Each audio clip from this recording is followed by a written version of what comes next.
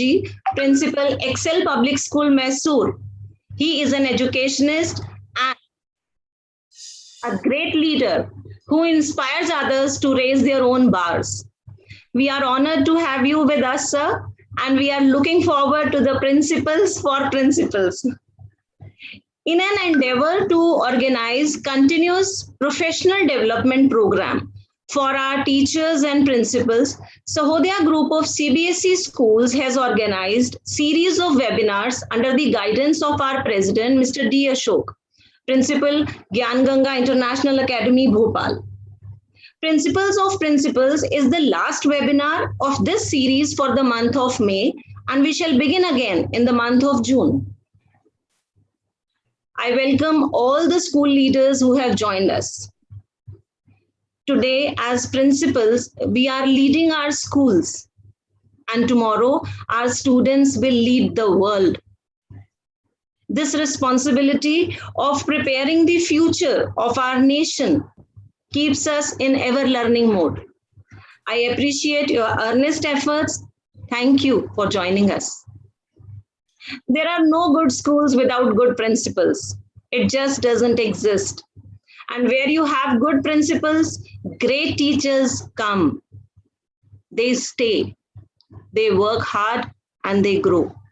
I welcome all the vice principals, HODs, senior PGTs, and aspiring principals who are on their perennial journey of self-development and are here with us today.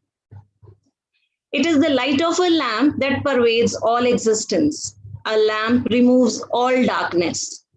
Deepen sadhyate sarvam. It is a lamp that one can achieve everything. Let us light the lamp of knowledge and begin today's program on an auspicious note.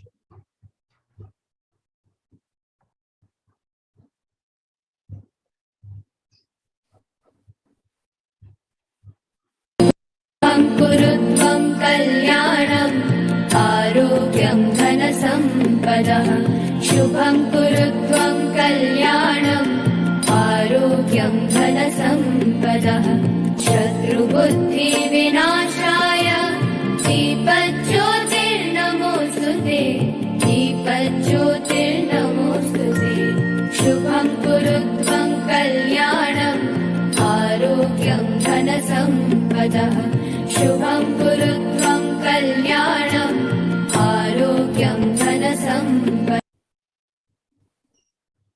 Now, I would like to invite Dr. Rajesh Sharma, Principal, Vinayam School, Bhopal, to address this elite gathering.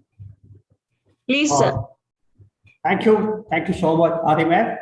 And as a matter of fact, it's a great pleasure for me to welcome all the edu leaders, the principals, and of course, future principals, and very good friend of ours, Mr. Matthews, to take the pain and to address all the members of Sahodaya Bhopal. It's a great pleasure, and especially the topic you have taken is absolutely very, very dear. Because when we say principles, and for the principals, I feel if there are no principals with who is having a principal, I am sure he will not be a principal for a long time. So principals have to follow principles, then only they will remain principals, otherwise they will be no principals. And it is always told, the school takes the personality of the principal. If the principal is mean, the staff will be mean to one another, and the kid will be mean to one another. If the principal is full of energy, excitement, and enthusiasm, the teachers will be energized to teach and the student will be excited to learn. The principal can either extinguish a flame of positivity or ignite a flame of hope. The principal is responsible for the culture and mood of the school, Dr. Marcus. So the principals have to have principles, and I'm sure today we are going to learn from the person who has been following Mr. Matthews. I know him, that the way things as a leader and as a leader he has done is marvelous. and I'm looking forward, along with all the members, to listen to you, sir. Welcome to Sahodaya Group of CBSE Schools, Bhopal, and all yours now. I'd request Hari Bharti to please welcome the next one. Thank you, Dr. Rajesh Sharma. Your guidance has always helped us to grow better and reach our goals swiftly. Dear all, it's a matter of immense pleasure that we have Mr. Mathew K.G. amongst us today. Mr. Mathew is the founder president of Mysore Sahodaya School Complex. He is an educator with over 25 years of experience, benefiting students in Kerala, Tamil Nadu, and Karnataka in the field of education and educational leadership, and a strong believer of humane schooling. As the founder principal of Excel Public School, Mysore, Karnataka, he has been instrumental in pioneering the innovative and contemporary pedagogical practices at the school, making it a unique place for learning and teaching. Mr. Mathew has done MA in History and Education, MS Counseling and Physio and Psychotherapy, International Diploma for Teachers and Trainers, CIETT, from Cambridge International Examination, CIE. Mr. Matthew's interests are to conduct workshops and training for parents, educators, and edu-leaders in the field of effective parenting, classroom management, innovations in teaching, learning, and transformational leadership. He conducts sessions for teachers, parents, and students. His wife, Mrs. Mathew, is Vice Principal in Excel Public School, Mysore. It is my privilege to call Mr. Mathew on stage. Very humbly, I invite you, sir. Kindly take the charge. The dais is all yours. Thank you. Thank you so much for that warm welcome. I hope I'm audible to all of you. Yes. Yes, sir. Yes. Thank you. So I feel really happy and blessed and privileged to be with all of you this morning. I very happily remember my visit to Bhopal a couple of years back, thanks to Dr. Sharma and Mr. Ashok, who invited me. I was fortunate to spend some time with all of you that time. And once again, Mr. Ashok has invited me to spend some time this morning. So happy, I feel so happy and privileged. And thank you very much for those wonderful words that you used to introduce and welcome me this morning. Yes, principles for principles. I thought I would share some thoughts that I have been sharing with my colleagues, my friends, and the other principals. So it's an occasion for me also to spend some time with all of you. It's also an opportunity for me to learn from all of you and also to get your valuable inputs on whatever I share. We'll also have interactions, and during the course of my presentation, in case if you would like me to stop at any time, please feel free to interrupt, absolutely fine.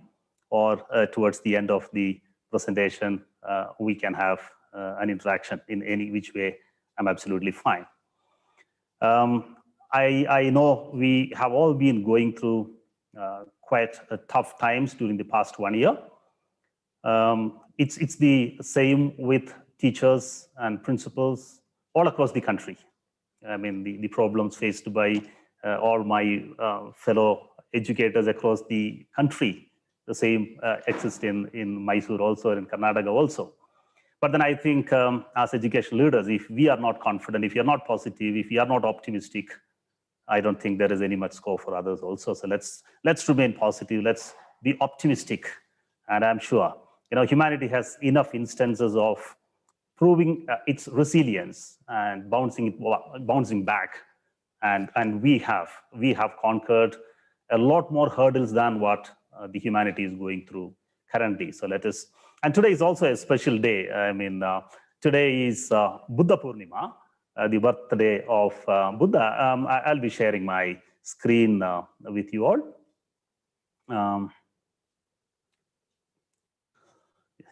Right. I'm just operating from two systems. So let me just.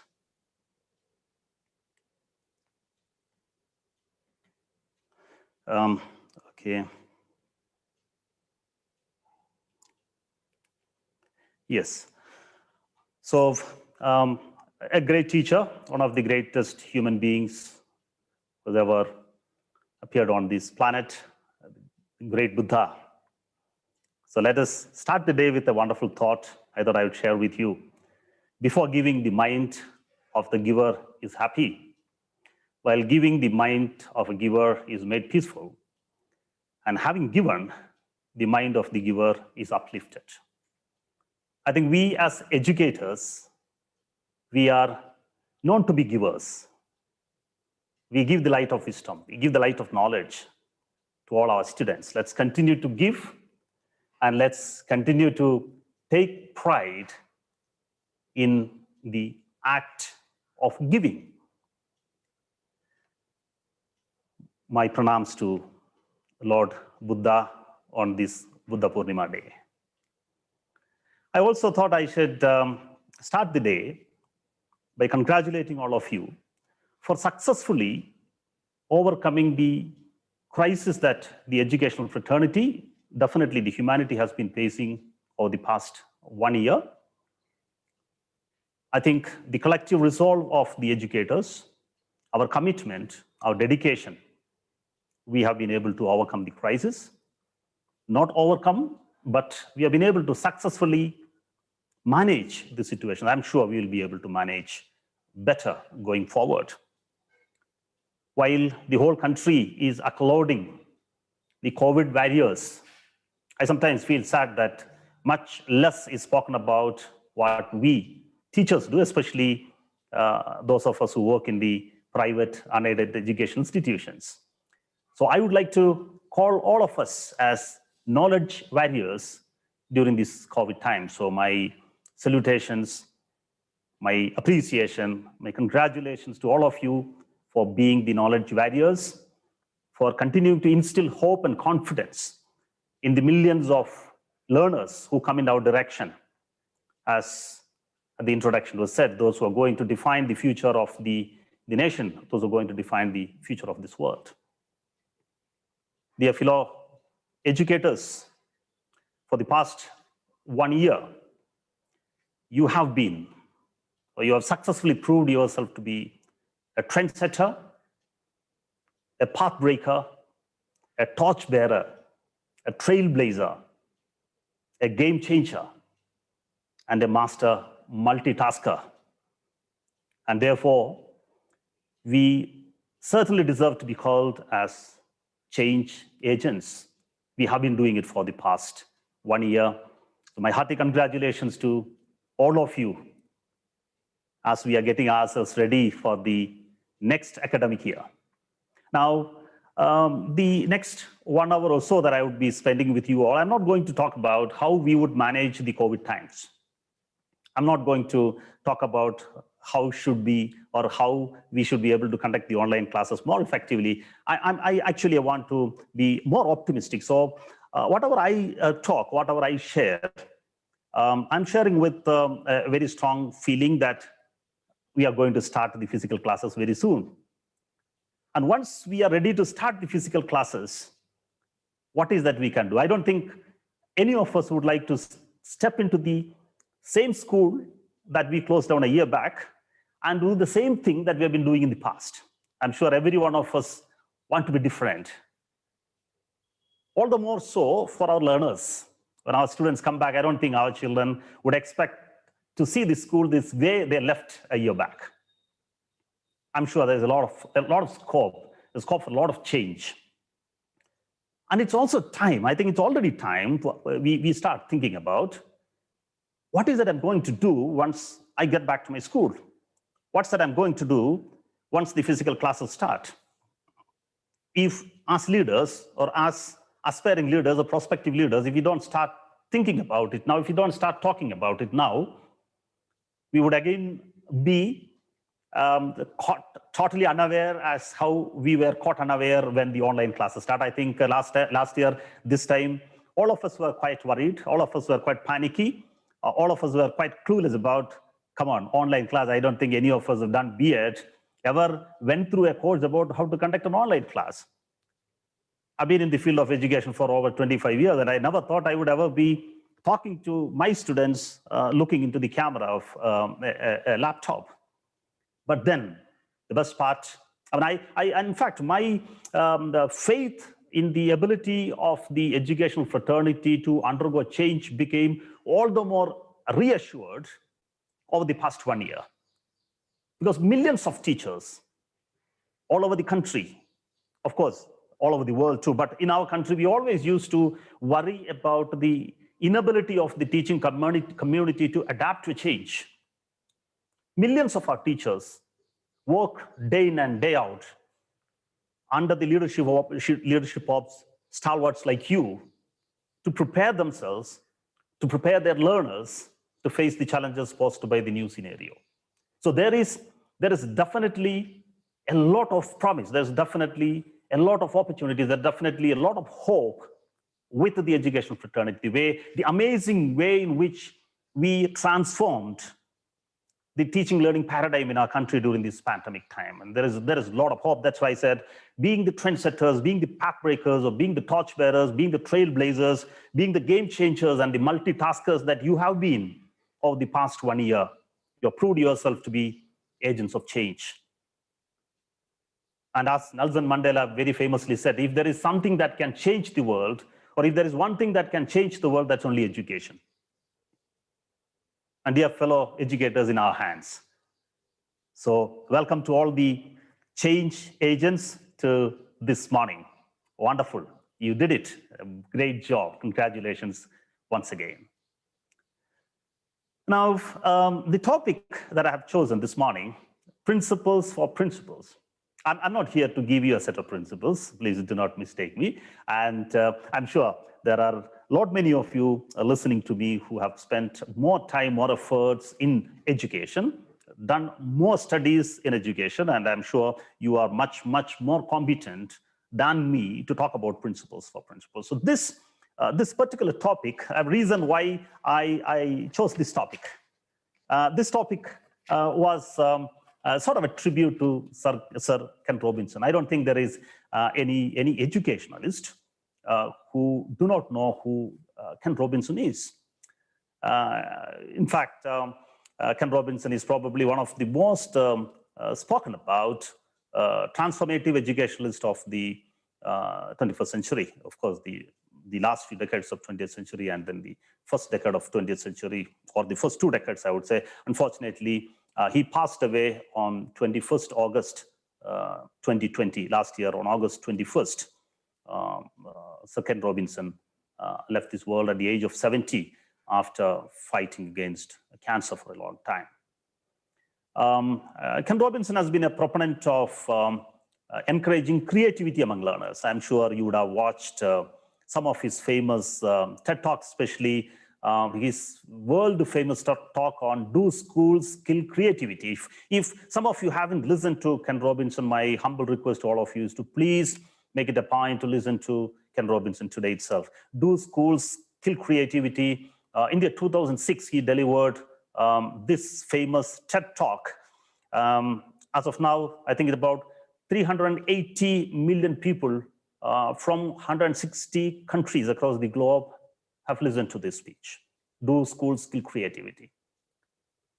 A very, very passionate educator who has an enviable style of presenting his ideas and thoughts across, become a worldwide celebrity within and beyond education for his very, very wry, witty way of presenting, a wonderful communicator too. So he argues that children do not grow into creativity, but the children are educated out of creativity because of the education system, the outmoded education system that we follow. So he wanted education to liberate the imagination and creativity of children. So Sir Ken Robinson, a wonderful educator, And he wrote a book, I think in 2015. He wrote a book by name Creative Schools. Creative Schools. In fact, I would strongly recommend you to read 3 books of Ken Robinson, at least these 3 books. One, of course, a very, very famous book by the title, The Element. The Element talks about how do you convert your passion into your profession? And what are those elements that would help you to convert your passion into your profession? I think as educators, as education leaders, it's time for us to, probably rethink, are we meant to be in the education field? And if your answer is in positive, in affirmative, I think we should doubly make sure that we take education as a passion, so convert our passion to profession. And the second book I was talking is the book that, a part of it which I'm going to refer, that is Creative Schools. Creative Schools is definitely going to be, in fact, it has been reviewed as a manifesto for educators, a manifesto for educators. I think every progressive-minded educationalist, educational leaders, teachers must go through this book on creative schools. And the last book Ken Robinson has written is a book by the title, You, Your Child and the School. You, Your Child and the School. I think this again is a book worth reading for parents as well as teachers. What education is expected to be, and why do we educate children? What do parents expect from a school? So my today's deliberation, some of it at least, is on the basis of what Ken Robinson has said. Is, The Guardian on 26th of August 2020 published an obituary in its newspaper, The Guardian, and says, Ken Robinson, as an educationalist who argued that children's creativity is stifled by school systems that prioritize academic achievement. So we have been prioritizing, or we're giving more importance to academic achievement than learning. That's been the concern. That's been the worry that Ken Robinson always shared. So this is what The Guardian wrote about Ken Robinson on 26th of August 2020. Is that, again, Ken Robinson's famous statement that creativity is as important now in education as literacy, and we should treat it with the same status. This is what Ken Robinson repeatedly said in all his addresses, in all his speeches, Ken Robinson. And these are some of his 3 important speeches that I would strongly recommend to you to listen. One is Do Schools Kill Creativity? It's a TED Talk. How to Escape Education's Death Valley, if you haven't already listened to it. How to Escape Education's Death Valley. And the last one, Bring on the Learning Revolution. These are the 3 most famous talks of Ken Robinson. I'm sure you will have a lot of food for thought to take home if you listen to it. These are not very, very long presentations anyway. So the book that I'm talking about is Creative Schools. And one of the chapters is titled Principles for Principles. So that I have chosen as the theme for today's presentation. As I said, I would like to use this as a dedication to Ken Robinson, a tribute to Ken Robinson. So I've just chosen, I used to love to listen to Ken Robinson, and therefore I've used the title of one of his chapters, Principles for Principles, as the topic for today's presentation. And we all know school leadership is an increasingly complex job, and all the more these days. The report from across the globe says that the principals or education leaders very, very strongly feel that their job has become increasingly complex of late, especially ever since the beginning of the pandemic. And it also is a job that brings a lot of stress. There's a lot of burnout that we talk about in leadership, because we are battling against heavy odds. A lot of issues, I know, I don't think, and in fact, I do not want to revisit those issues and problems that we have been going on through, right from fees collection to the resistance from the parents, to the management's concerns, to the retrenchment, layoff, and reduction in salaries. It's a lot of such problems. Let's hope and pray that we come out of all these things. But there's a lot of challenges that we will have to continue to face. And it also says that the job satisfaction of the education leaders leaders, it's dwindling. It's coming down very, very drastically. And that's why I said about that book, The Element. I think it's very important for us to ensure that we are in a profession that we are able to enjoy. It is very important. In fact, I remember, once when I was interacting with one of my friends, a very, very well-informed, a well-learned person. So we were talking about what are the indicators of a very happy and successful life, a very happy and successful life. So he told me about 4 things I would like to share it with them. One said the status of your health, the quality of your health. That's the first indicator of success in life. Second, the status or the quality of your relationship, your relationship with people around. And third, your ability to convert your passion into profession, your ability to enjoy what you do and do what you enjoy.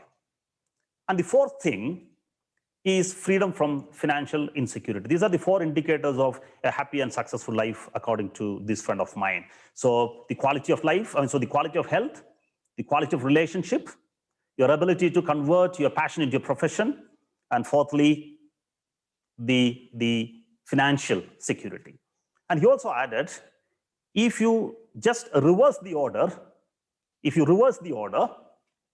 a guarantee to lead a very, very unhappy life. If your priority number 1 becomes freedom from financial insecurity, and second one is, job, third one is relationship, and fourth one is your health, then it's a different story altogether. I think the current pandemic times has proved to us and reiterated, of all the assets that we possess, the most important is the quality of our health, and then the quality of our relationship. And that's what helps us to survive. That's what has helped us to, manage the past 1 year, touch wood, so far so good. So the education leadership is becoming a very, very increasingly complex job. But unfortunately, every discussion about education, every discussion about improving the quality of education is centered around 2 important elements. One is the students, and the second is the teachers. I'm not telling that the students and teachers are not very important, but then every time when we talk about improving education, we talk more about improving the quality of the relationship between the teachers and the students. And I think we don't spend enough time to talk about the quality of leadership, which is a very, very critical factor behind the success of an education system. So how do we spend more time? How do we gather more energy and resources to talk about the need and importance of improving the quality of leadership? I think education leadership is more critical, more important than ever in the current scenario. So I'm going to share with you a research report that's published by the Chicago School of Research. What are the essential supports for school improvement? As mentioned, a list of 5 essential supports for school improvement. Why I want to share this is, on top of this is a strong school leadership. That's the most vital factor that strengthens the school system. The most important factor required for improving the education system is strong school leadership. And second is the parent-community ties. I would definitely be talking something about it. And it's very important. It's very important for education leaders to think and find out ways and means by which we can improve our relationship with the parent community. How do we take the parent community into confidence? And how do we give them a feeling that they are as important as a stakeholder as any other stakeholders in the education system is concerned? How do we win over the parents? And I'm sure different schools have different stories of parent reaction during the past 1 year, from extreme resistance and defense to out of the way support and cooperation. to schools, to educators. And I think what makes the difference is the kind of relationship that you as a principal and your institution as an entity have been able to maintain with the parent community. I think our parents' reaction during the past one time should be looked at as an indicator for us to rework, if required, rework on our relationship with the parent community. It's very, very critical, dear friends, very, very important. And third factor, it says the quality of faculty and staff. I don't want to dwell upon that. And the fourth factor is the student-centered learning climate. We will touch upon that a bit here and there.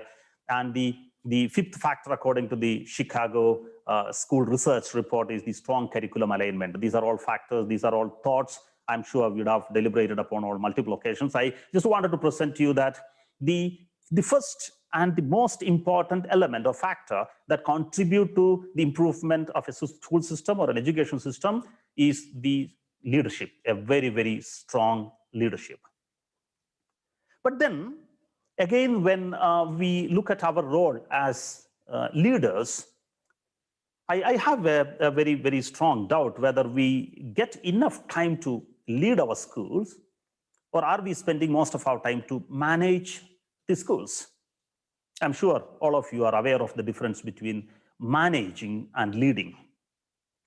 Though a principal is expected to be a leader, we end up spending most of our time managing things and situations, not actually leading a team of people, leading our learners, leading the community.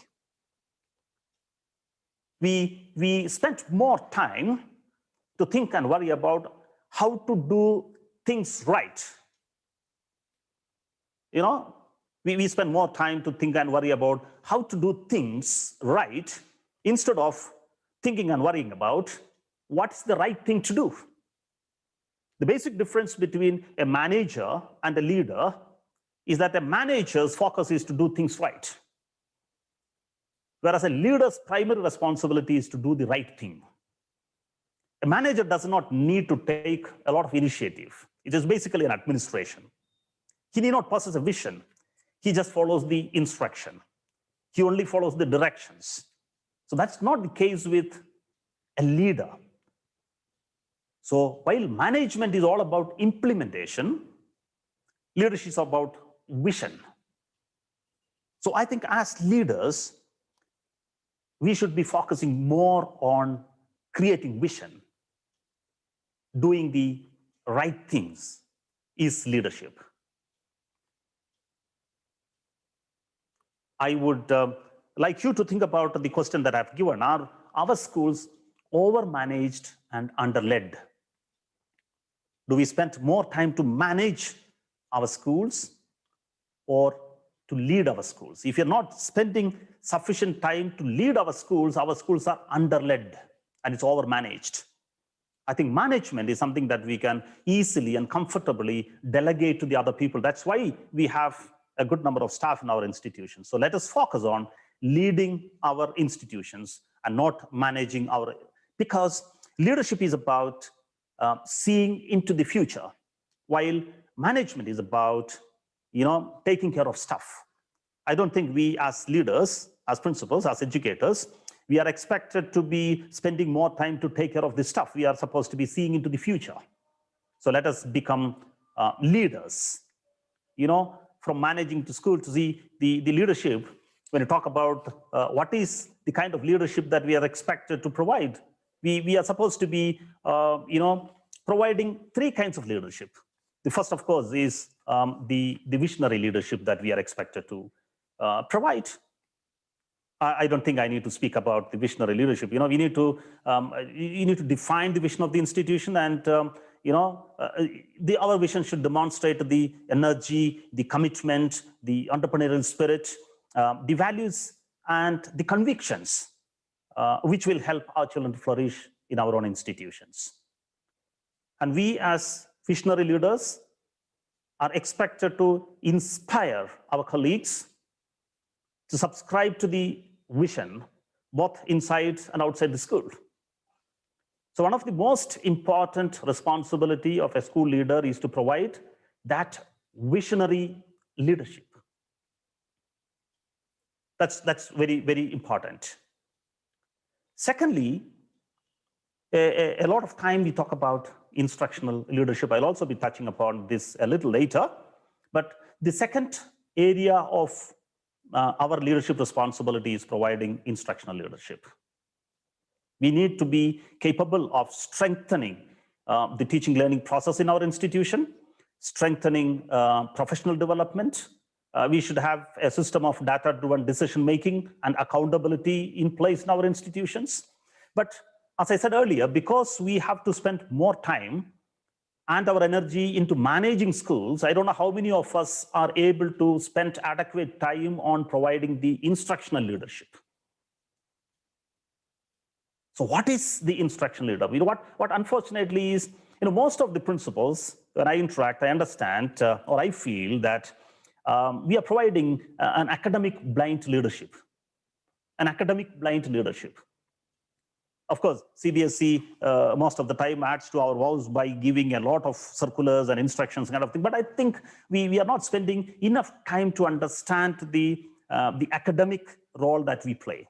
And even off late, now the CBSE for class 10 has announced a new scheme of assessing the students and promoting students from class 10.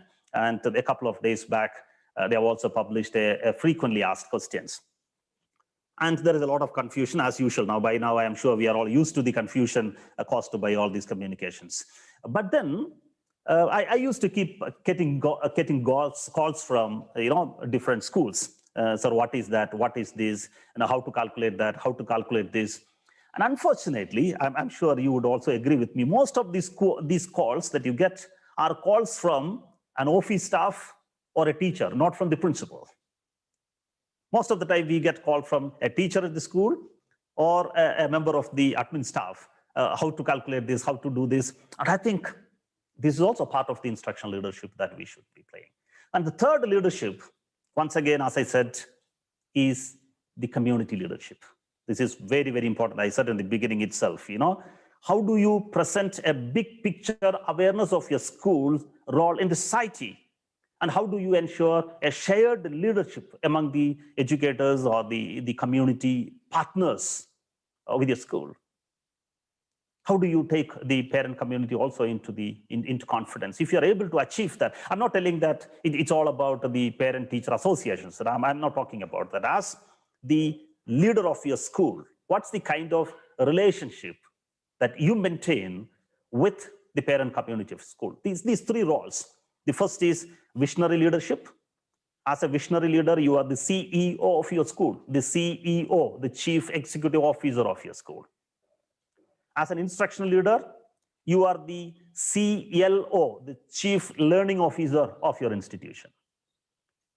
And as a community leader, you are the PRO, the Public Relationship Officer of your school. These are the three roles that the principal need to play if you really need to transform from managing school to leading schools. One, become the CEO of your school. Second, become the Chief Learning Officer or the CLO of your school. And third, become the PRO of your school, from managing school to leading schools. And when I spoke about the visionary leadership, I thought I would also share with you, along with creating your vision leadership, instructional leadership, and the community leadership, how many of us have defined the institutional values? We all have a vision statement and a mission statement. I don't know, if many schools are there, it's nice. Otherwise, I think it's also time for us to think about what are the institutional values. I think it's very important that every stakeholder, whether it is the members of the teaching community or the parent community or the student community or the larger society, is aware of the instructional values, the institutional values. It's very important. And we need to publicize it. The public should know what I am sharing with you is, this is what I have displayed in various parts of my school campus. I have displayed the vision of my school, and then there is a mission statement. And along with the vision and mission, I've also published the institutional values. I think it's very important, the values that your institution process, the values for which your institution exists, is also communicated with the larger society. So everywhere in all the corridors, at the reception, I publish it in the student's handbook, publish in the website, let the people know what are the institutional values. And it's also very important for them to understand whether our actions and words align with the values that we talk about. And I just thought I'd just share with you. Similarly, teachers also, and this is another thing that I took up last year. Now, what are the 10 commandments for the teachers? Now, something that our teachers, every action of our teachers and everything that they do in the school as teachers should again align with the vision of our institution. So I prepared a kind of 10 commandments, 10 rules. This, in fact, was prepared through an activity where every single teacher was involved.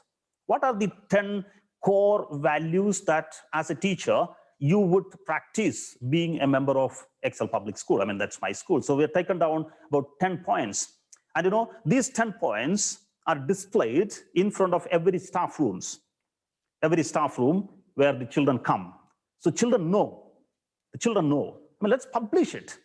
So our children know what is that our teachers are expected to do inside and outside the classrooms. So these are probably certain things that I thought I would add along with the visionary leadership, the instruction leadership, and the community leadership that I just spoke about. It's very important that every stakeholder of our institutions are aware of the values for which we stand, the values and principles by which we live, and values and principles for which we exist. It's very, very important. When I talk about Ken Robinson, he says an inspired school leader brings vision, skills, and a keen understanding of the kind of environment where learners want and can learn. This is what Ken Robinson speaks about, the inspired leaders. So the most revered leaders are those who care for those they lead.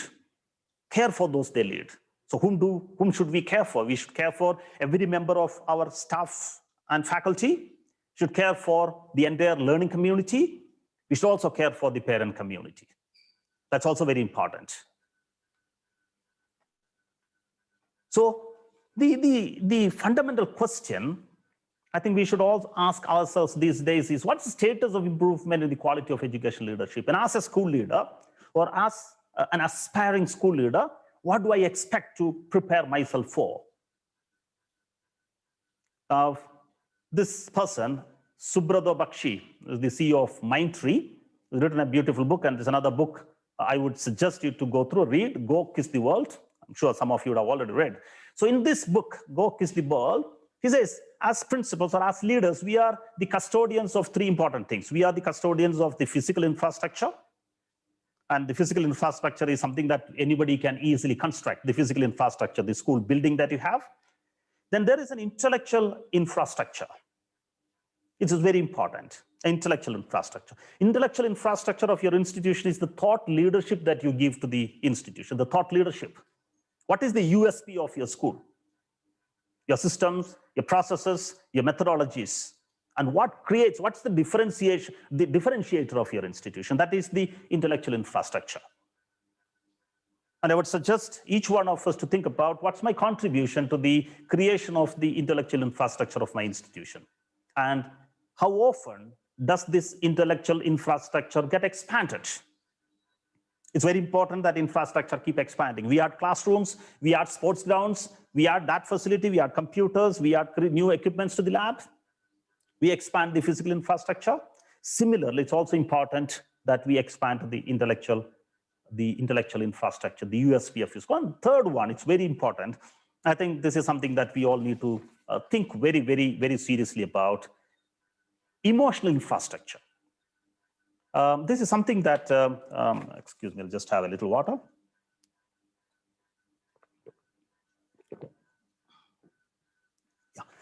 Yeah. Creating an emotional infrastructure, I think, is the biggest challenge of any school leader.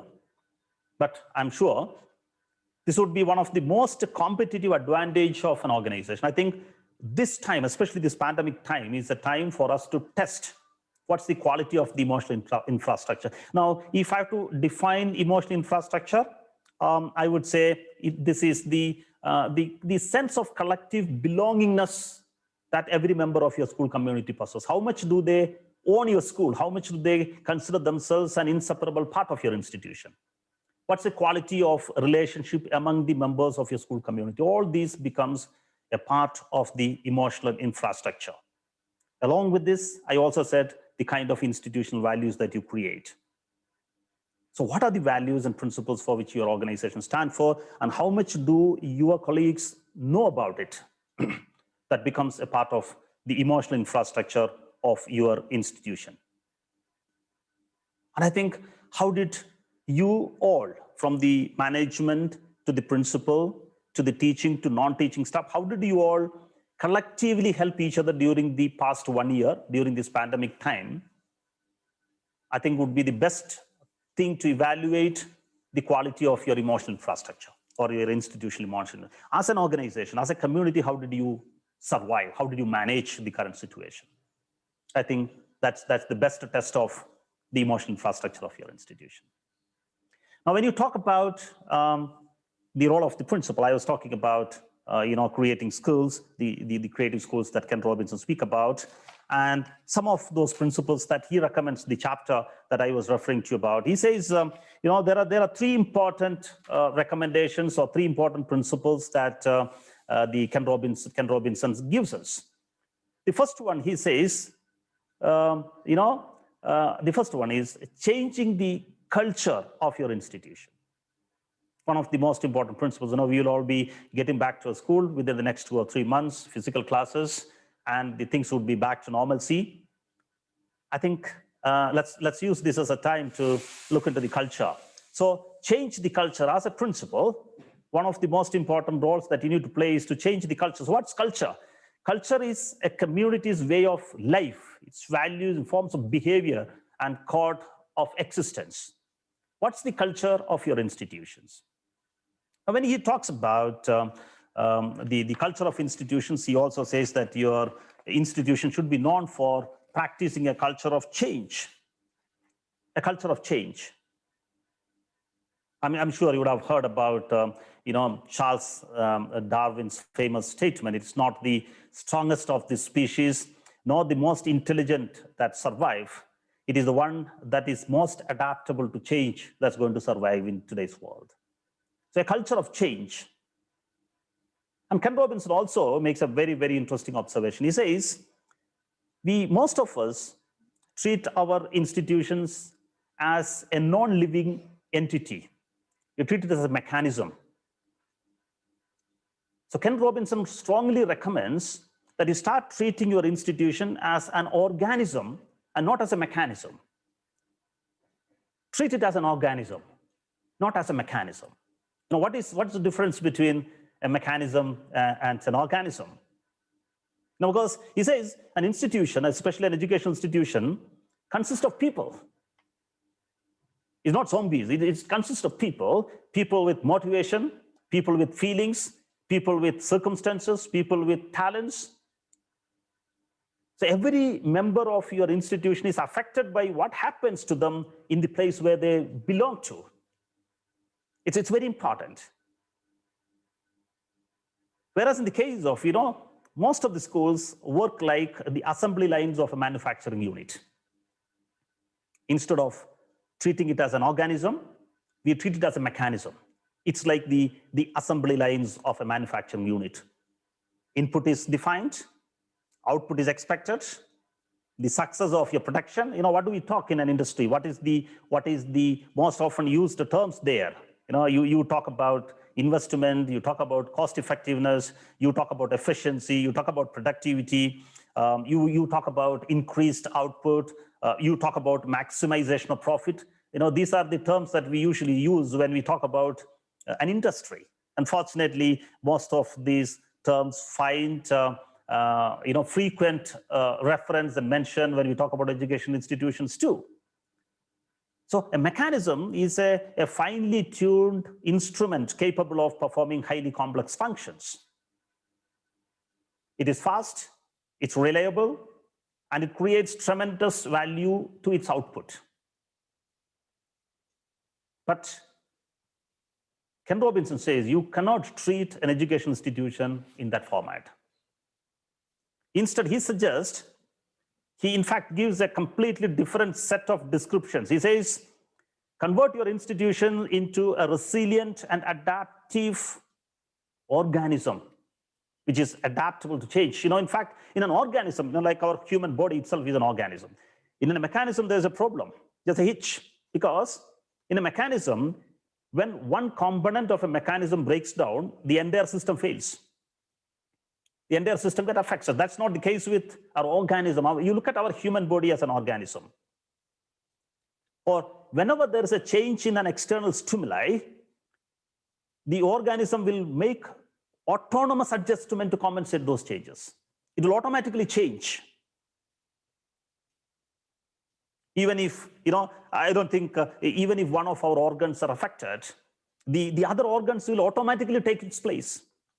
The other organs will manage the entire system to continue its activity. So Ken Robinson very, very strongly says, please treat your institutions as organisms and not as mechanisms. And I think the principal can, bring in a lot of life into that.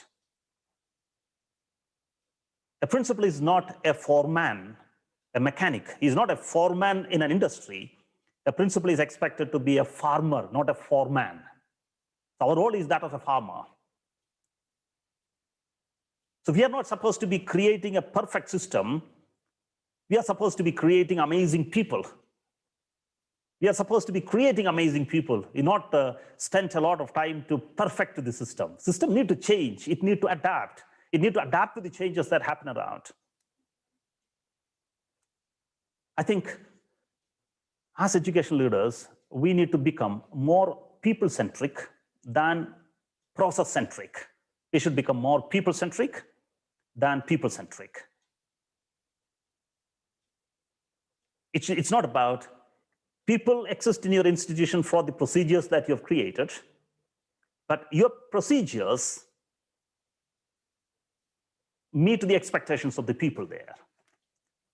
So the first recommendation that he gives is about changing the culture. Every school leader, now when we go back to the school, when things are back to the normal situation, we should create a new culture. We need to breathe a fresh air, a fresh life into our system. Let's start exploring a little more about the difference between mechanism and organism and see if you can. He in this book he uses the principle of organic farming. In organic farming, importance is given to nurturing the soil and increasing its vitality and long-term sustainability. Unlike the traditional farming, organic farming, because we speak a lot about organic products now. Organic farming is about nurturing the soil and maintaining its sustainability. We need to have an education that sustains. And natural and sustaining education depends on the culture of the school and the quality of the learning environment that we create as principals. Now, the 4 principles that we normally talk about with regard to organic farming. One, we talk about the health. Second is ecology. Third is fairness. And fourth is care.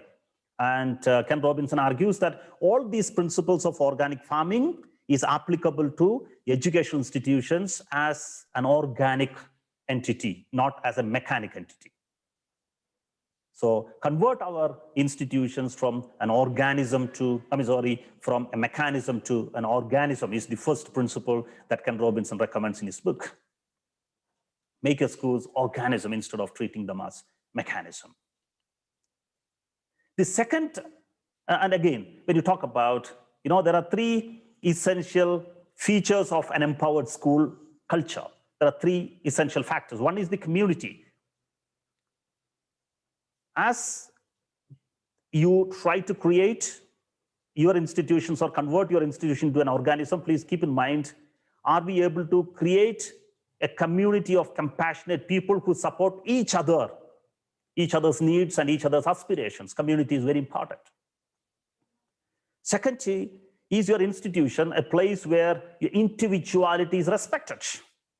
Every individual has opportunities to showcase his talents, his needs, and his interest. And there are facilities for each person to develop a sense of understanding of themselves, their values and aspirations, individuality. You know, a culture of anonymity is not prevalent in an institution that behaves like an organism. There is no anonymity. There's no unknown citizens in such an entity. And thirdly, possibility. Are we able to provide multiple pathways to all the members of our institution to grow personally and professionally? It's very important. Do we provide enough opportunities for every stakeholder, every member of our school community? Do we create enough pathways for them to grow personally and professionally? That's also very important. We have to give importance to meritocracy. Meritocracy over proximity to centers of power. A teacher should not be getting promotion. A teacher should not be getting appreciation just because this teacher is close to the principal. It should always be meritocracy. And I know, I'm sure you have seen this, the difference between equality and equity. And I think our institutions should become places where we give more importance to equity than equality. Equality, I personally feel, I'm sure it's a debatable topic. I feel it is getting a little outdated because treating everybody the same, of course, as a democratic principle, it might be fine, but I don't think this can be an ideal approach in an institution, especially the transformational organizations that we talk about. We give more importance to equity. Equity is treating every individual fairly on the basis of their needs and responsibilities. One thing that I always object is, I think the schools are slowly coming out of it. The way we appreciate our teachers, the way we decide the increment. Every PRT gets the same increment, every TGT gets the same increment, every PGT gets the same increment because we say we believe in equality. What an unfair treatment it is to those people who have been spending their restless days and sleepless nights for your institutions. Where is the equity that you're using there? There has to be a fairness in all those things. So community, individuality, and possibility. These are the three things as leaders we must be nurturing in those institutions that are known to be organisms and not mechanisms. Community, individual. Please understand, as leaders, when you talk about equality or equity or equality, I think every leader, all the more an education leader, we need to be inclusive, we need to be intuitive, and we need to be humane. These are the three important qualities I would strongly recommend a teacher and a teacher leader to possess. One is inclusive, second, intuitive, and third, humane. If you develop these qualities, I'm sure you'll be able to implement these things in your institution. Please understand, success of leader or successful leadership is about successful relationship. Your relationship with your school community is very important. Leadership success is also relationship success. Please keep that in mind. The kind of relationship that we maintain, that's very critical for us in the current situations. That's why I said the PRO, the leader as a PRO. Then second thing Ken Robinson recommend us is change the habits of your institutions. Change the habits of your institutions. I think if we closely examine the ways in which our institutions work, what's a habit? A routine behavior that is repeated regularly, or a behavior that tend to occur subconsciously is what we call it as habit. Most of the routines and procedures that we follow in our institutions are followed because that's the way it has been followed all these years. We do not even find out why is it happening that way. The ways of doing things, I think as principals, we need to now re-examine the ways of doing things in our institutions. Because what happens is over a period of time, some of these habits would have lost its touch of purpose, the purpose that it was meant to serve.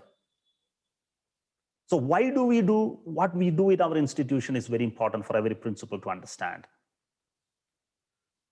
We need to discard some of those old habits and create new habits. Winston Churchill famously said, we shape our buildings and afterwards the buildings shape us. So what are the habits that we have in our institution? Why are you doing what you're doing in your institution? In many cases, what happens is, if you ask your colleagues, ask the people in an organization this question, why are you doing what you're doing? Most of the time, the answer is, I'm just doing what the others ones doing. For no reason. Re-examine the habits of your institutions. Reevaluate the habits of institutions and find out relevance for the institutions. And have a purpose. As somebody said, say what you do what you say, prove it, and improve it. This should be the thumb rule for any principal to develop a procedure which is progressive for one's own institutions. The third principle, now again, quickly running through, some good habits that we can nurture in our institutions, from focus of popularity to, focus on purpose and values, from creating a hierarchical pyramid to creating a network of teams, from directive leadership to supportive leadership, from a predict and plan to experiment and adapt, from rules and control to a freedom and trust, from centralized authority to distributed authority, from secrecy to a radical transparency in your institutions, from systems and processes to purpose and priorities. I mean, if you can use some of these as indicators for you to revisit those habits that exist in your institution, it would be a good exercise, and try to do it together. Don't do it as a one-man show. Get a few more people, the second layer of leadership, be involved in this process of revisiting those habits. So please develop or nurture some good habits for institutions. The third role of a leader, according to Ken Robinson, is changing the habitat. Changing the habitat is changing the physical environment of your institution, because what he argues is that the physical environment of an institution influences not only how it feels, but also how it works. It also influences how it works. It has a tremendous impact on the quality of learning of your students and the quality of work of your colleagues. Changing the habitat. I'm not telling that you should spend a lot of money. It's not about making it more aesthetic and cosmetic appeal. No, I'm not talking about. It's not about, not every management can afford to have a beautiful building and infrastructure, etc. With what you have, can we make it a little more appealing? Can we make it a little more vibrant? Is my campus, when you think about, you imagine your campus, your school campus, the surroundings, sports ground, all the facilities, does it look very impersonal and institutional? Or do you think it is vibrant and alive? I think your campus has to be alive. When somebody steps into your campus, right from the security till the principal, how does he feel? How is he welcomed? How do people behave? What's the expression that the employees of the institution carry on their face? What is the freedom, a responsible freedom with which these children behave when somebody comes there? I think these all helps a lot. So it's not about the cosmetic change that you need to bring about. It is about the mood, the motivation, and the vitality of the school ecosystem. Change the habitat. Because the physical environment should embody the philosophy of the school. An environment where learning and learners flourish. I think if you do a little bit of tweaking here and there, you will be able to achieve this. How can you change your habitat quickly? I mean, a quick look at it from very impersonal to make it a vibrant and alive one, from a rigid place to a people-friendly place. If we can make sure that all our colleagues, all teachers, carry a smile on their face right from morning, because most of the schools, the children do not smile because they hardly see their teachers smile. If teachers do not smile, the children do not smile. So can everybody carry a smile on their face? It doesn't cost anything for it. That changes. That changes.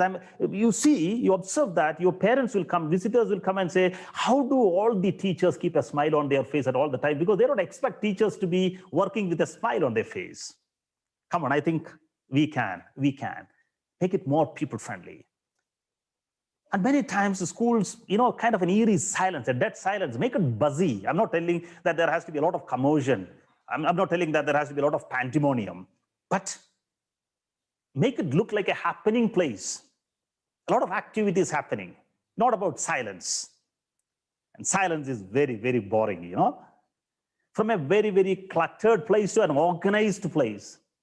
There has to be a place for everything in your school. There's a place for everything. Not, something is kept here one day and next day it's kept somewhere else. No, it shouldn't look very cluttered. It can be organized. From a very, very intimidating environment to an inviting place, right from your security. The security need not behave like a policeman.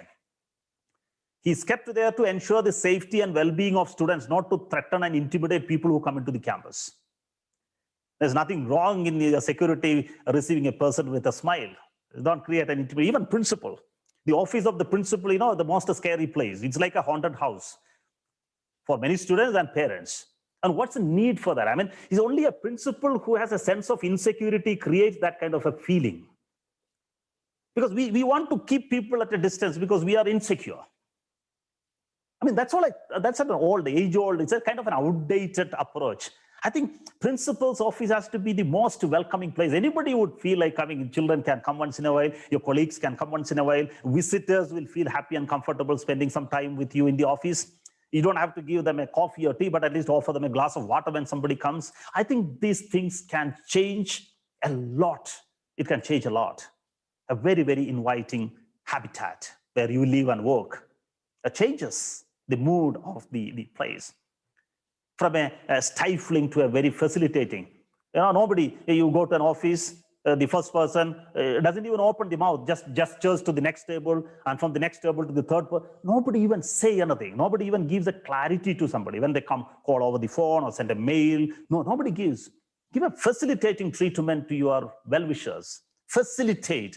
That's what we are all there for. So the environment can influence people's behavior and motivation to act. Even for the teachers.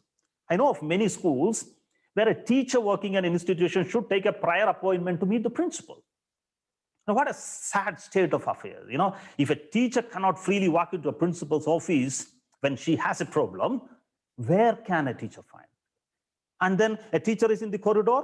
Within a fraction of a second, the corridor becomes empty. Everybody disappears. Nobody knows how they disappear. Why?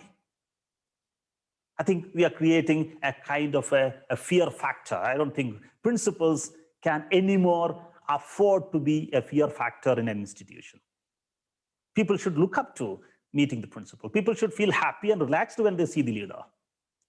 Children should look forward to meeting the principal. Please communicate, please interact as often as you can.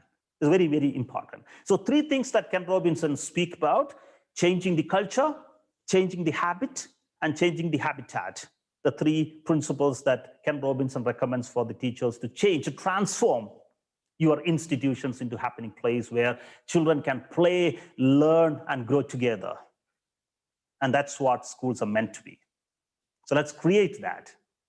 So let's not make leadership a repetition game. Many principals, they continue what their predecessors or foreigners started. They do not even want to change, because change requires a lot of pain. You need to come out of your comfort zone. You need to walk that extra mile. You need to stretch yourself beyond your limits. Don't make it a repetition game. Every day in the life of a principal has to be a day where something new has been created. Otherwise, are we leaders? We are more followers than leaders. Create something new every day. Give newer dimensions to the existence of a school. That's very important. As Albert Einstein said, if you always do what you always did, you will always get what you always got. Very simple. Doing the same thing again and again and expecting different results is insanity, is what Albert Einstein said. From that context, many of us are insane. We only expect different outputs. We don't contribute different inputs. Our input is the same, and we expect different outputs. It will never happen. It will never happen. I think as principals, I would like you to ask a couple of questions to yourself. One, why am I doing what I'm doing? Before you start doing anything, why am I doing what I'm doing? Is there a reason behind what you're doing? Second, when was the last time I did something for the first time as a principal? Very difficult to find an answer for many of us. When was the last time I did something for the first time? Your ability to innovate, your ability to create, very important. This is another very, very interesting question, right? Why should my colleagues be led by me? Are they proud of me as a leader? Have we dared to ask this question to ourselves? Why should my teachers have me as their leader? How proud are they about me as their leader? I think you must ask and define your answers. I think this is also another, as leaders of 21st century, now we should also be asking this question: how would I want my organization to be when I leave it? And who would lead it after me? Don't be like Louis XVI, who says, after me deluge. No, because you would be remembered after your retirement, you would be remembered for your influence that continues to exist in your institution. So how do you want your institution to be after you leave the institution? And have you already started identifying somebody who would be a successor? Because a great leader creates leaders. One of the primary responsibilities of a leader is to create leaders. Do you have a second layer of leaders? I think we should start thinking about that too. Leadership in 21st century is all about this. It's not about being too possessive about your chair. It's not about being possessive about your office. Many of us are obsessed with the chair, They hardly come out of the offices in many cases. So people give a decorative value to the chair many times. Let's become active principals, not acting principals. Be more active, be more dynamic. I'll just quickly tell about one more book. Please read this book if you can. Maximize your leadership impact. The principle, this is a book written for the principals. How can you maximize your leadership impact? Written by Michael Flynn. A very, very interesting book. I recently came across this book, Michael Flynn. Please see if you can get it. So he speaks about, 3 ways in which you can increase your impact. One is become a leading in learning. You should be a learning leader. As principal, how many of us can, with confidence, say, I am setting an example for learning in my institution? We need. If we ourselves do not believe in upskilling and reskilling ourselves, we are only damaging our institutions. And unfortunately, I'm sorry if I have to make these observations. Now, all of us, I think last 2-3 years, the number of principals with a prefix of a doctor has gone up all of a sudden. Have you noticed that? Lot of doctors now. It's available for sale now. Very, very sad. I live in Karnataka, in a district, the Mysore district, and my neighboring district is a district called Mandya. In Mandya, there is a village. In that village, there are 250 people who have PhDs. DLit, not even PhD, of course, DLit. Okay, 250, it became a big news. 250 people have DLit degree. Out of these 250 people who have DLit degrees, more than 100 people have never been to school. Okay. And who are the people who have these DLit degrees, Poultry farm owners, people who run mutton stalls, people who sell flowers, farmers, pani puri vendors, and a few private school principals. See, where do we keep ourselves with these new doctorates? So that is not the learning I'm talking about. That's not the learning I'm talking about. You please keep upskilling yourself. It's not about adding, as somebody said, beware of a person for whom educational qualification is like a lamppost to a drunkard. They say, a person for whom educational qualification is like a lamppost for a drunkard, more for a support than for light. So you add these qualifications. Please see leaders, when we learn, when we add degrees, please make sure that we climb the mountains, not for the world to see us, we climb the mountain so that we can see the world better. It's not for the people to see us on the top of the mountain. It's for us to see the world and understand the world better. And that should be the purpose of a principal. As a leading, learning person in the institution, keep learning and share it with your colleagues, share it with the parents, share it with the students. Not just for the, and I mean, gone are those days when people have a wow feeling looking at the degrees that you hold. Why did you study that? Why did you take it? How did you take it? How much of effort and pain have you invested before you acquired that? That's very, very important. I'm sorry if there are, I don't intend to insult anybody who has an honorary doctorate, but I think we should be very, very careful about it.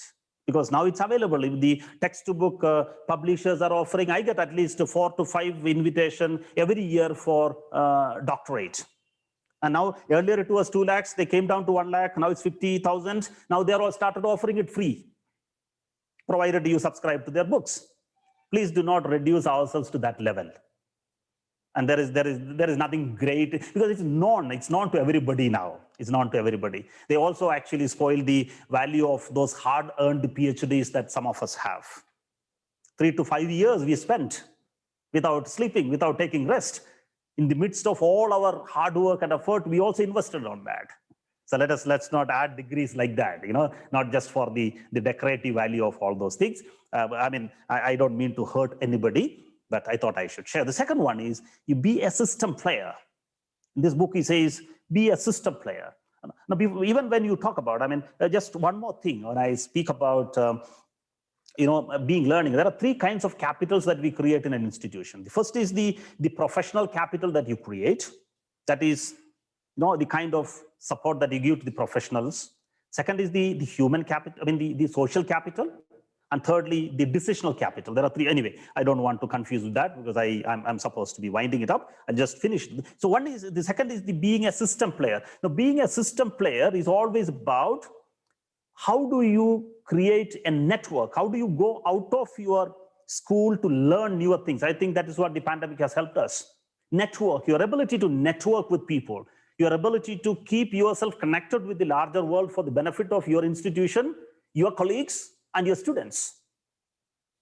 Be a system player. Many of us are afraid to go out of our schools. Many of us are afraid to network with the other principals. And we should shun that habit.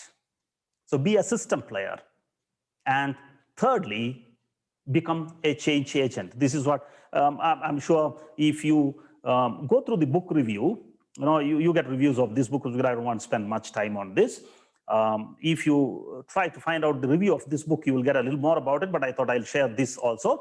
How do you, improve or maximize your leadership impact? By leading learning in your institution, by being a system player, and by becoming an agent of change. So let us enable transformation. Change is important. And let's not run away from change. Let's embrace change. And by embracing change, let us enable transformation. Enable transformation in student thinking, in classroom dynamics, in learning ambience, in technology integration, which we have been able to do successfully over the past 1 year, and teacher empowerment. A teacher, as principals, as leaders, we are expected to bring about this transformation. That's our duty, that's our call. Things have changed. Until recently, we used to talk only about IQ and EQ. Now, I don't know whether you're aware, now we have started talking about 2 more things. One is SQ. We have started talking about a social quotient. A social quotient. A social quotient is about your ability to network with people around, with the principals, with other educators. I'm very happy that the Bhopal Sahodaya is taking up initiatives like this. The social quotient. And the last one is the very, very important, they call it as AQ, that is the adversity quotient. Adversity quotient. Adversity quotient is about your ability to bounce back, the ability to go through a tough patch and show resilience. And I think all of us are here after a pandemic year, getting ready to prepare ourselves for the next academic year because we possess this adversity quotient. We don't want to give up. We are determined to get back. It's very important. So let us quickly look at what are the things that bring about change. You need vision, you need skills, you need incentives, you need resources, an action plan, and this brings about change. These are the 5 things that bring about change: a vision, skills, incentives, resources, and an action plan. Now look at what happens in the absence of one of these. If you have no vision, but you have skills, incentives, resources, and action plan, the result would be confusion. And if you have vision, but no skills, incentives, resources, and action plan, there's going to be anxiety. If there is vision, skills, resources, and action plan, and there is no incentive, there is resistance. If there is vision, skills, incentives, and action plan, but no resources, there is frustration. And lastly, there's vision, skills, incentives, resources, and no action plan, there is a diffusion. As leaders, we are supposed to be ensuring that vision, skills, incentives, resources, and action plan align perfectly with each other.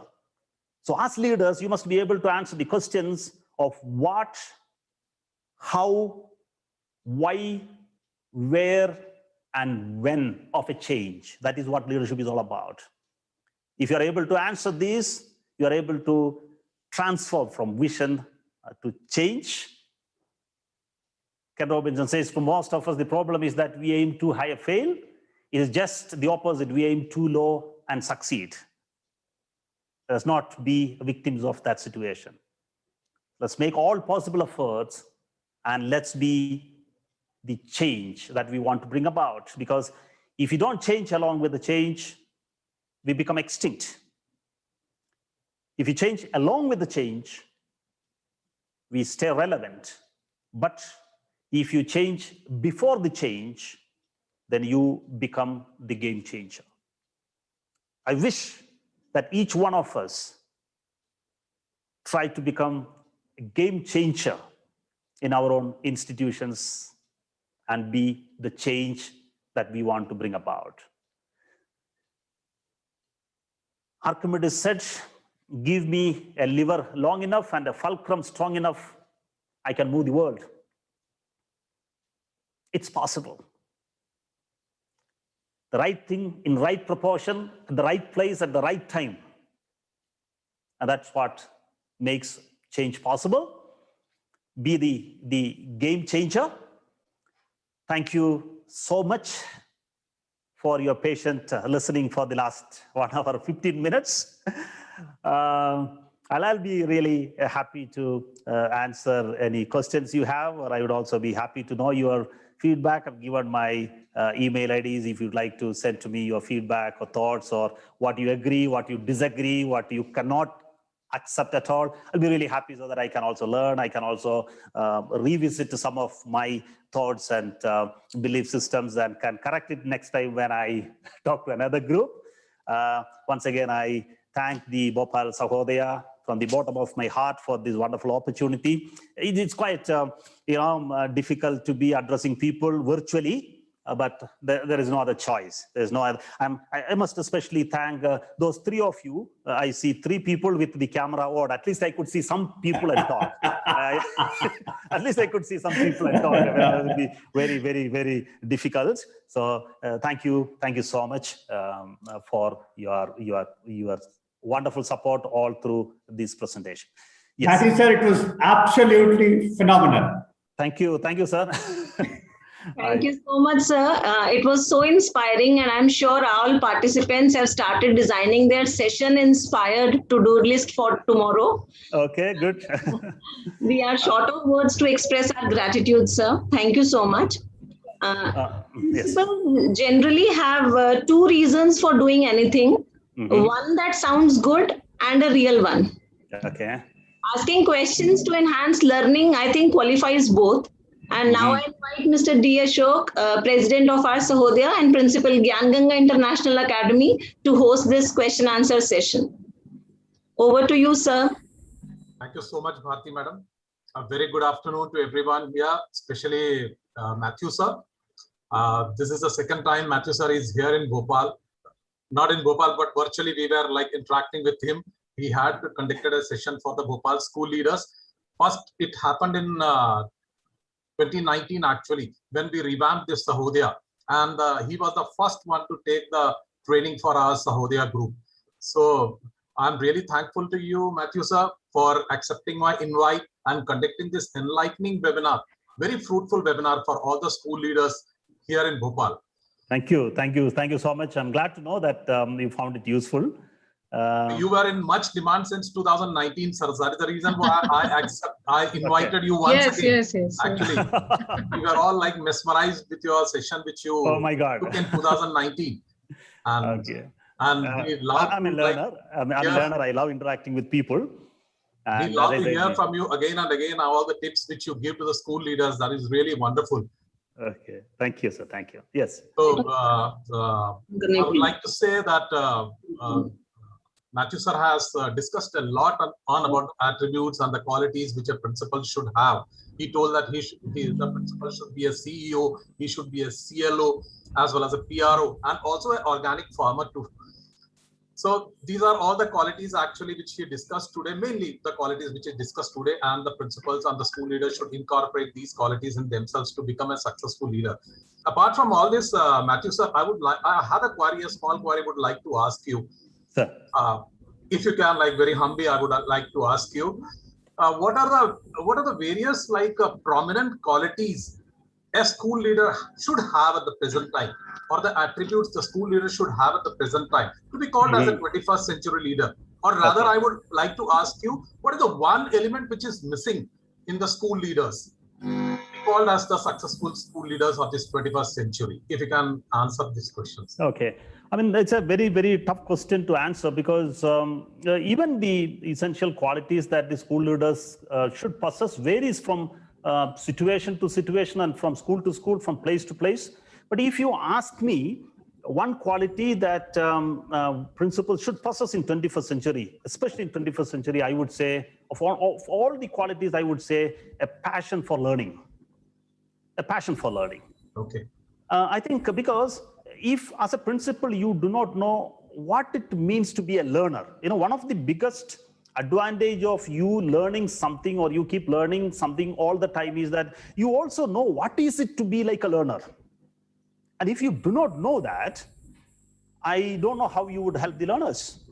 And as a principal, if you are passionate about learning, and if your learning is shared, I'm sure your colleagues would also imbibe that quality from you. And collectively, we talk a lot about institutions or education institutions being transformed into learning organizations. That's a term that we use, and I think that is a practice that we need to bring in also. How do you convert your school into a learning organization? We just go by the guidelines, we just go by the curriculum, we just go by that book, this book. I don't think we do much of a research in our own institutions. No, we have a kind of a one size fit for all approach even now. Why can't every institution? Because the composition of the students and the background varies from school to school. So I think it's very important education institutions become research centers too. Action research. It's very simple. But I think the problem why many schools, teachers are not passionate about learning is that they don't see that passion in their leader. They don't see that passion in their principal. So I think I would, especially in 21st century, where teachers can no more be called as the dealers of information, because children have it at their fingertips. So we are not going to give them something which they cannot access otherwise. So what other change can we bring about?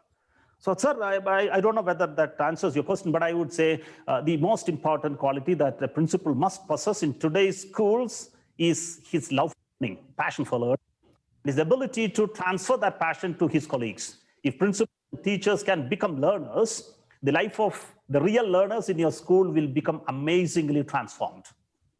Thank you so much, sir. Thank you for that answer. As we all know that great leaders don't set out to be a leader. They set out to make a difference, actually. It is never about the role, but always about the goal. Sir, my second question to you is, before that, I just would like to request everyone, whosoever has a question, like please either raise your hand or put a question in the chat box so that we can pick up the question and we can directly interact with Mathew, sir. So my second question to you, very humbly, is that, sir, the perspective of the parents and the society towards the education fraternity has changed a lot. It is not as like it was in the early stage.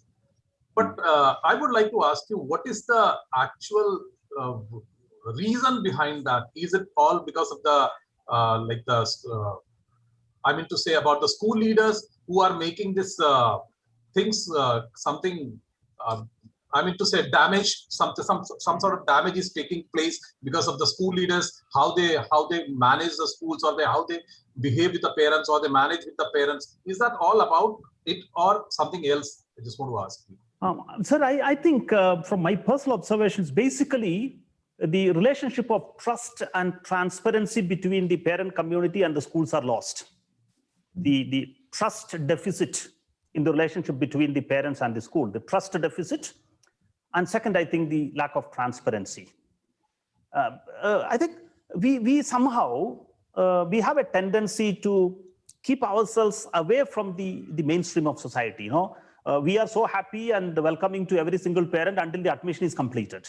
Do we maintain the very warmth in our relationship to a parent that we demonstrated at the time of admission, even after that admission? Do we maintain that warmth in our relationship even after 10 years of the child being there in the school? Now, see, we can't blame the parents because we are living in a world where everything is looked at in terms of the cost effectiveness. The people value in terms of the cost effectiveness. You can't blame it. But I think beyond the cost effectiveness, there can be a relationship of mutual trust, mutual respect, mutual acceptance, and a willingness to accept mistakes if there are mistakes. Why do we run away from a reality? And unlike how it was in the past, the options are plenty.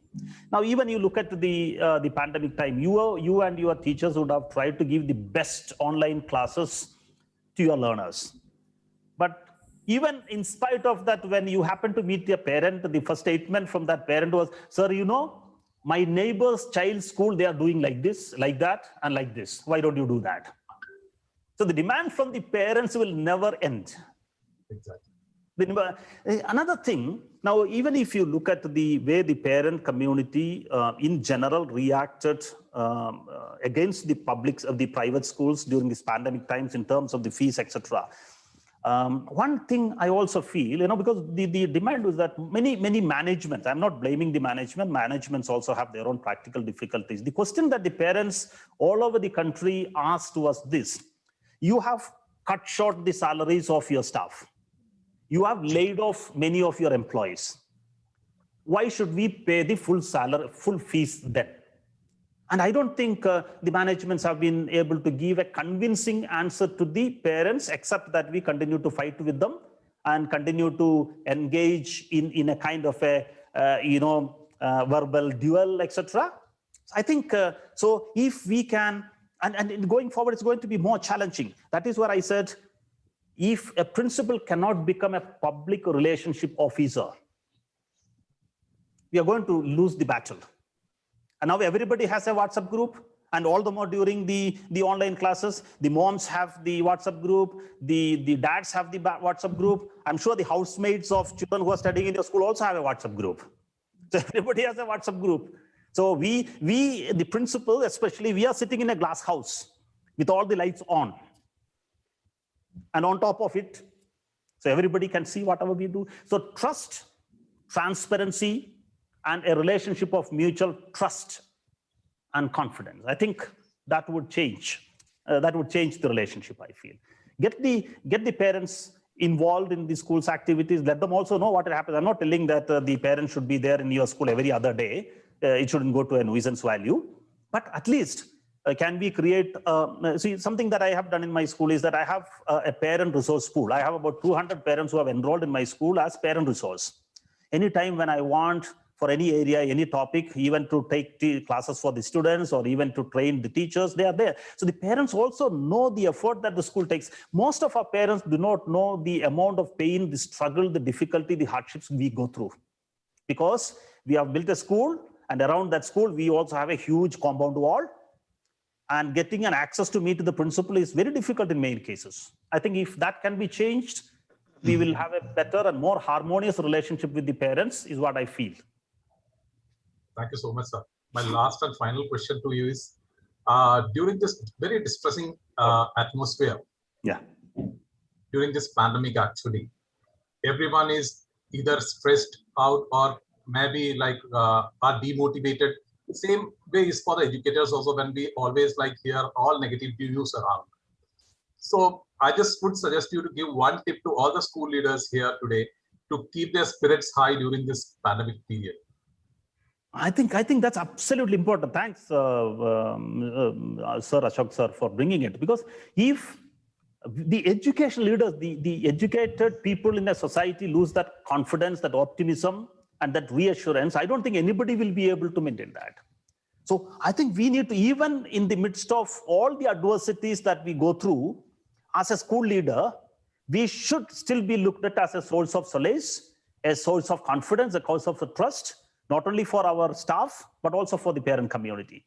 And I think we must also improve the communication. That is why I particularly made a mention about the AQ, the adversity quotient. Our ability to bounce back, your resilience, your determination. And I think of all the professional classes in a society, it should be the educators and the education leaders who should walk with that sense of optimism, that sense of confidence, that sense of reassurance. And we should communicate it through the various forms of, or the various medias of communication that we have with the larger society.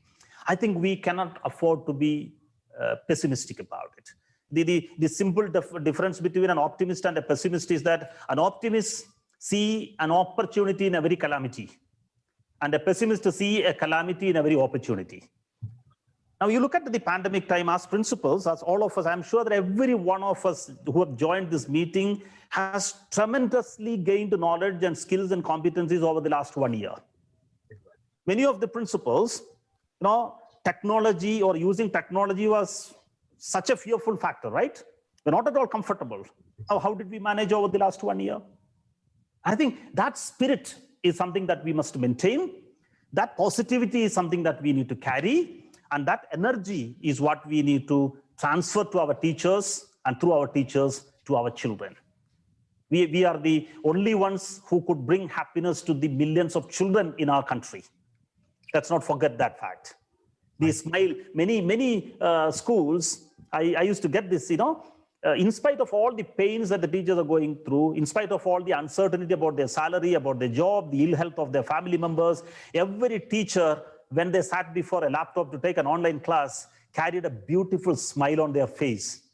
And it is that smile that helped millions of our children to forget about the pain that the society is going through 2 days. So let us continue our effort. Let's continue to do the best that we can for the betterment of our society. Let's not lose hope. I'm sure we will get back to normal things, and we will do a better job in the coming days. So see, the very fact that so many of you joined this meeting itself is an indication that we haven't lost hope. We are there. So let's continue to be positive. Let's spread that positivity, that spirit, that optimism to the entire society that we belong to. Even now, and what I do as a principal, even now, though we have given a 1 month holiday, I keep sending some circulars to the parent. We keep sending some messages to the parent. Even we have also told the parents, if any child wants to talk to any teacher through a video call, please let us know. We arrange for that. So in many of our homes, I am sure the best thing that has happened during the past 1 year is the opportunity for a child to interact with the teacher whenever the child wants. So we can. So that's why I said at the beginning itself, if there is something that can change the world today, it's only education, and it's only the teachers who can make that change. And having amazing leaders like you, I'm sure there's nothing to worry.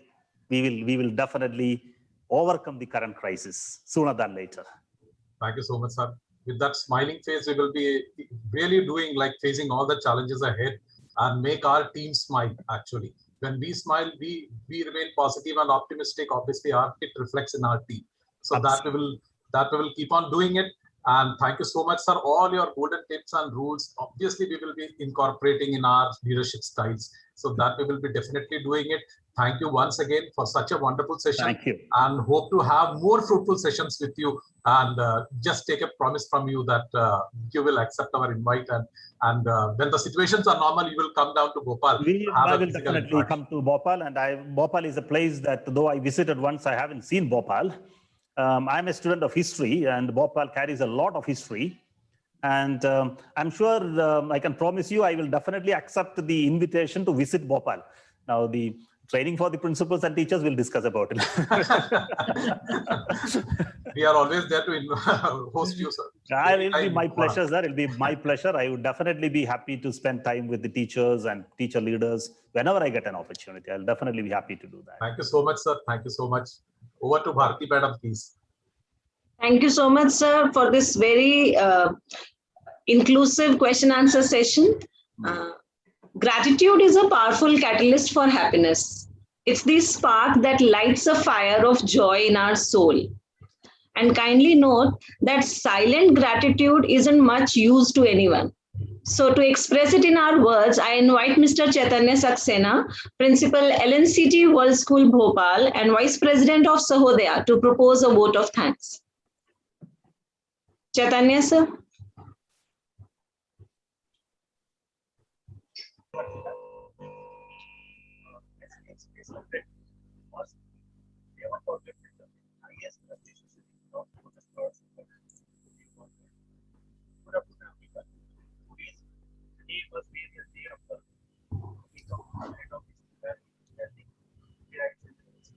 Sir, you are not audible. Please increase your volume.